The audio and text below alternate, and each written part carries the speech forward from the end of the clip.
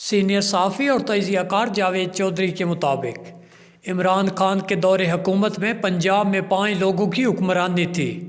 Bushra be be یہ پنجاب چلا رہی تھی، ان کے بچے اور سابق فیملی بھی اس کھیل میں شامل تھی۔ دوسرا بڑا کردار فرح گوگی تھی۔ یہ بشرا بی بی کی دوست اور دست راز تھی، آپ ان کے اختیارات کا اندازہ بھی نہیں کر سکتے۔ تیسرا کردار طاہر خورشید تھا، یہ سیکرٹری ٹو سی ایم تھا، آپ اس کے اختیارات کا اندازہ اس چیز سے لگا لیں۔ پی ٹی آئی نے اس زمانے میں صرف ایک ضمنی الیکشن جیتا، وہ طاہر خورشید کے داماد احسن سلیم بریار کا الیکشن تھا۔ یہ خاصا متنازع ہوا، طاہر خورشید نے اپنی صاحبزادی کی شادی پر 1 ارب 25 کروڑ روپے کی سلامیاں اور گاڑیاں وصول کی۔ بقول چودھری پرویز الہی، میں نے زندگی میں اتنی مہنگی شادی اور اتنی سلامیاں نہیں دیکھی۔ طاہر خورشید کے سمدھی بریار خاندان نے ایک ٹیلی ویژن چینل بھی شروع کر لیا۔ عمران خان خود بھی پنجاب کو چلانے کی کوشش کرتے تھے، یہ بھی آئی جی اور چیف سیکرٹری کے ذریعے صوبہ چلانے کی کوششوں میں رہتے تھے۔ عمران خان نے 3.5 برسوں میں 7 آئی جی اور 5 چیف سیکرٹری تبدیل کیے، لیکن اس کے باوجود صوبہ نہ چل سکا۔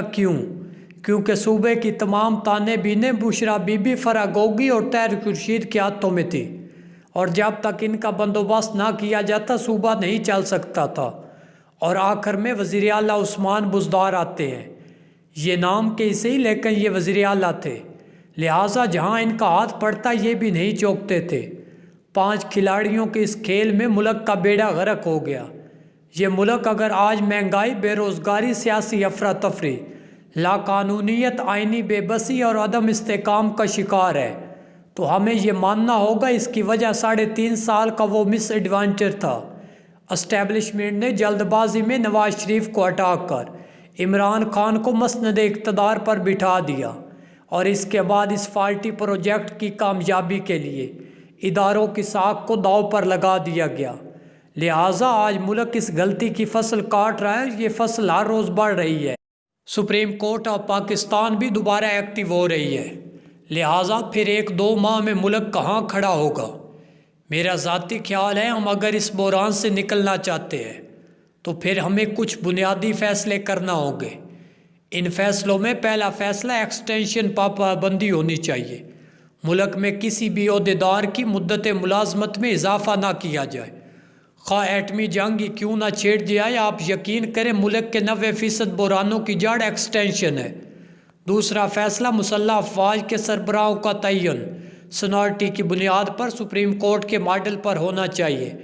وزیر اعظم کے پاس یہ اختیار نہیں ہونا چاہیے میرا چیف اور تیرا چیف، اس میرے اور تیرے کے چکر میں ہم نے ملک کو برباد کر کے رکھ دیا ہے۔ اور ایک ہی بار آپ فیصلہ کر لیں، آپ نے آئین میں جتنی ترامیم کرنی ہے ایک ہی بار کر لیں، اس کے بعد آئین میں کوئی تبدیلی ہوگی نہ کوئی چھیڑ چھاڑ۔ چپڑاسی سے لے کر صدر تک پورا ملک اس پر عمل کرے گا۔ چوتھا فیصلہ عدلیہ میں ڈائریکٹ انڈکشن ختم کر دی جائے، فوج کی طرح عدلیہ میں بھی بھرتیاں ہوں، جج فلٹر ہو کر سپریم کورٹ تک پہنچے۔ اب ہر سیاسی جماعت اپنی مرضی کے وکلا کو جج بنا دیتی ہے، وہ آ کر ملک کی مزید مت مار دیتے ہیں۔ یہ سلسلہ اب بند ہونا چاہیے۔ آخری فیصلہ، خدا کے لیے ملک پر رحم کریں، یہ آپ کا اپنا ملک ہے، ایسا سلوک تو کرائے کے سائیکل سے بھی نہیں ہوتا جو ہم اس ملک سے کر رہے ہیں، لہٰذا کھلے دل سے غلطیاں مانیں، بڑے فیصلے کریں، یہ ملک اس صورتحال میں نہیں چل سکے گا۔ عثمان بزدار کے دور میں ایک فیملی بزرگ نے لاہور میں شراب کے پرمٹس کی ذمہ داری لے لی، ایک اور دوسرے نے ٹھیکوں پر ہاتھ مارنا شروع کر دیا، جبکہ تیسرا سرکاری فائلیں کلیئر کرانے کی رقمیں لے لے گا۔ فرح گوگی اور احسن جمیل گجر کا نام بھی آنے لگا۔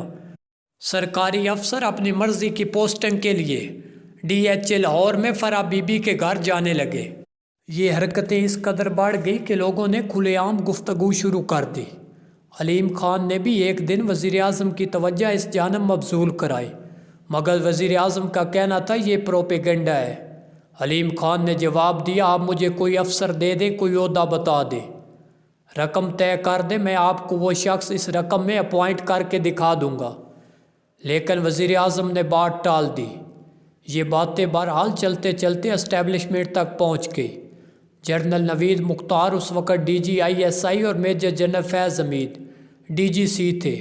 بزدار ریکٹ کے بارے میں معلومات جمع کی گئی تو معاملہ کہیں زیادہ سنگین نکلا، لہٰذا فائل بنے۔ یہ فائل جنرل فیض حمید نے آرمی چیف کو دے دی۔ جنرل باجوہ یہ لے کر وزیر اعظم کے پاس پہنچ گئے۔ آرمی چیف نے وزیر اعظم کو بتایا یہ مال صرف پنجاب تک محدود نہیں بلکہ یہ وزیر اعظم ہاؤس تک بھی آ رہا ہے، مگر میں اس سے آگے ایک لفظ نہیں بولوں گا کیونکہ آپ کو شرمندگی ہوگی۔ وزیر اعظم تھوڑی دیر فائل دیکھتے رہے، پھر اسے سائیڈ پر رکھ دیا اور اس کے بعد شہباز شریف کے مقدموں پر گفتگو شروع کر دی۔ میں یہاں آپ کو یہ بھی بتاتا چلوں، عثمان بزدار کے خلاف پہلی شکایت اسد عمر، شاہ محمود قریشی، پرویز خٹک اور فواد چودھری نے کی۔ یہ چاروں 2019 کے شروع میں اکٹھے آرمی چیف کے پاس گئے، ان سے درخواست کی آپ ہماری عثمان بزدار سے جان چھڑا دیں ورنہ ہم 6 ماہ میں فارغ ہو جائیں گے۔ ان کے ساتھ ایک اور سیاستدان بھی تھے اور یہ بات مجھے اس سیاستدان نے 2019 کے وسط میں بتائی تھی۔ آرمی چیف نے اس میٹنگ کے بعد بزدار کی فائل وزیر اعظم کو پیش کی تھی، مگر خان صاحب کی نظر میں بزدار کے جرائم نہیں تھے۔ ان سے جب بھی بات کی جاتی وہ مسکرا کر جواب دیتے تھے۔ آپ کو نواز شریف، شہباز شریف اور آصف زرداری کی کرپشن نظر نہیں آتی؟ یوں محسوس ہوتا تھا کہ وزیر اعظم اپنے لوگوں کی کرپشن کو سرے سے کرپشن ہی نہیں سمجھتے۔ بہرحال قصہ مختصر، جنرل نوید مختار کے بعد lieutenant general Asim Munir DGISI بن گئے۔ جنرل فیض حمید 29 اپریل 2019 تک DGC رہے۔ یہ اس کے بعد ایڈجوائنٹ جنرل بن کر GHQ بھجوا دیے گئے۔ جنرل عاصم منیر بھی پنجاب کی صورتحال سے پریشان ہو گئے۔ وقت کے ساتھ ساتھ کرپشن میں اضافہ ہوتا جا رہا تھا۔ Secretary to CM Tahir Khurshid اس ریکٹ کا اہم ترین مورا تھا۔ CM ہاؤس میں یلو کلر کی چٹوں پر فیصلے ہوتے تھے۔ افسروں کو باقاعدہ تاریخ دی جاتی تھی، آپ کے پاس فلاں تاریخ سے فلاں تاریخ تک وقت ہے، آپ اس میں جو بنا سکتے ہیں بنا لیں، دوسری صورت میں انہیں نئے سرے سے ادائیگی کرنا پڑتی تھی۔ یہ صورتحال جون 2019 تک ناکام۔ سینئر صحافیوں جاوید چودھری، زیرو پوائنٹ، حامد میر، سلیم صافی، رؤف کلاسرا اور نصرت جاوید کے کالمز سننے کے لیے ہمارے چینل کو سبسکرائب کریں اور بیل آئیکن کو پریس کر دیں تاکہ ہر نئے آنے والے کالم کا نوٹیفیکیشن آپ تک بر وقت پہنچ سکے۔